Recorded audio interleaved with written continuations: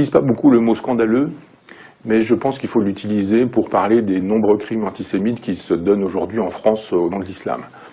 Donc je trouve qu'il y a une tolérance qui est très grande aujourd'hui sur les crimes qui sont perpétrés sur des juifs ou sur des juives, simplement parce qu'ils sont juifs ou juives, et que ces crimes sont perpétrés par des gens qui crient Allah Akbar. La chose est quand même clairement revendiquée. On tue des juifs aujourd'hui en France parce qu'ils sont juifs.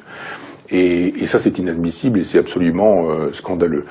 De sorte que quand il y a eu cette marche dans la rue et que le CRIF a pris à partie Mélenchon et Marine Le Pen, eh bien j'étais d'accord. J'étais d'accord dans ces deux cas-là, parce qu'on ne peut pas jouer avec le feu et le jour où l'incendie se déclenche, dire qu'on n'y est pour rien. Et que c'est pas parce que la forêt est totalement embrasée qu'on devrait être soi-même responsable juste parce qu'on a craqué une allumette. Si, ça suffit. On peut mettre le feu à une forêt juste avec une allumette. Et il se fait que on peut pas pendant des années, je pense à Mélenchon, dire effectivement que les Israéliens sont des riches soutenus par le sionisme international du côté du capitalisme et que les Palestiniens sont toujours des gens exploités et qu'il faut être du côté des Palestiniens, donc boycotter Israël, dire que Ahmadinejad, qui à l'époque voulait rayer Israël de la carte, était un personnage très sympathique parce qu'il était un ennemi des Américains, ce sont quand même des choses dites par Mélenchon, eh bien ce soit des propos qu'on peut tenir comme ça en l'air sans que ce soit extrêmement conséquent. C'est très conséquent de défendre un individu qui veut rayer Israël de la carte. On ne peut pas défendre Ahmadinejad simplement parce qu'il est un opposant des États-Unis quand il a dit qu'il fallait rayer Israël de la carte. Qu'est-ce que ça veut dire? C'est un propos qu'Adolf Hitler aurait pu tenir.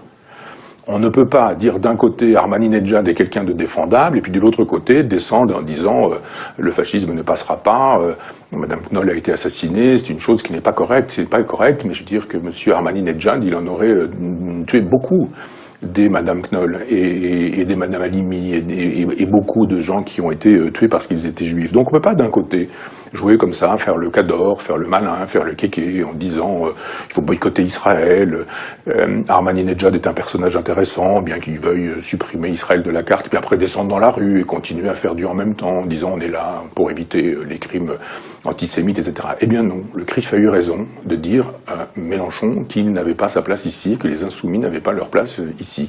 Un peu de décence. On ne peut pas, d'un côté, tirer sur Israël au sens métaphorique, et puis de l'autre côté, estimer que ceux qui tirent sur des ressortissants israéliens ou sur des juifs, eh bien, sont des gens qu'on ne devrait pour le coup plus soutenir. Il faut être cohérent.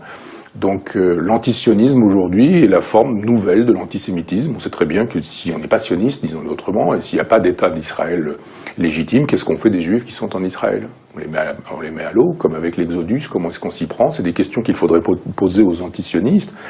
Et puis expliquer un petit peu comment les amis de Mélenchon, dans les années 30, les islamo-gauchistes, déjà, étaient des gens qui avaient pris le parti d'Adolf Hitler, et que le grand moufti de Jérusalem, qui représente les musulmans de cette époque-là, choisit clairement le camp d'Adolf Hitler, qu'il est allé d'ailleurs prêcher comme imam dans la seule mosquée de Berlin, à l'époque où Adolf Hitler est au pouvoir, et qu'il y a même eu des légions musulmanes qui ont combattu aux côtés des nazis, parce qu'effectivement l'ennemi commun c'était les juifs.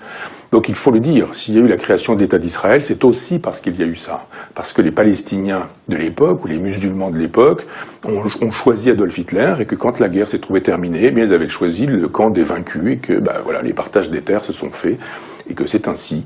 Il y a eu un partage des terres, c'est peut-être effectivement injuste pour des Palestiniens qui ont été mis à la porte de chez eux alors qu'ils n'avaient eux rien fait, mais leurs chefs, leurs théoriciens, leurs dialecticiens, leurs grands hommes avaient fait le mauvais choix pour eux.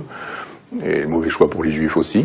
Et donc il faut faire un peu d'histoire quand on veut savoir comment l'État d'Israël s'est constitué et estimer aujourd'hui que si les Palestiniens ont droit à une terre, les Israéliens ont bien droit aussi à la leur, que les deux peuples ont le droit de vivre ensemble en paix, mais que tous les gens qui montent un peuple contre l'autre, et c'est le cas de Mélenchon, sont des gens qui mettent le feu à la forêt et ne peuvent pas se mettre à jouer aux pompiers un jour, parce que sinon ils jouent le pompier pyromane. Alors quant à Marine Le Pen, elle paye la facture de son père, parce qu'elle a beau ramer en disant que le génocide des Juifs est la plus grande catastrophe du XXe siècle, n'être pas solidaire des saillies antisémites de son propre père, faire savoir que les Juifs sont en danger en France, elle est l'une des rares à le dire d'ailleurs, que l'islam intégriste et l'islam politique présente des dangers pour les Juifs qui sont en France. Elle le dit clairement, ce que ne disait évidemment pas son père, mais elle paye d'être la fille de son père sous prétexte que telle fille, tel père, telle fille, et qu'elle serait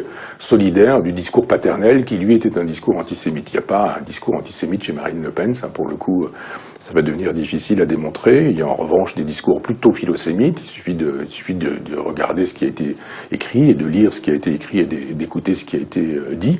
Et donc, elle a, payé. Bon, c'est pas non plus inexplicable. Je trouve ça justifiable de la part du CRIF aussi. On a le droit d'être énervé.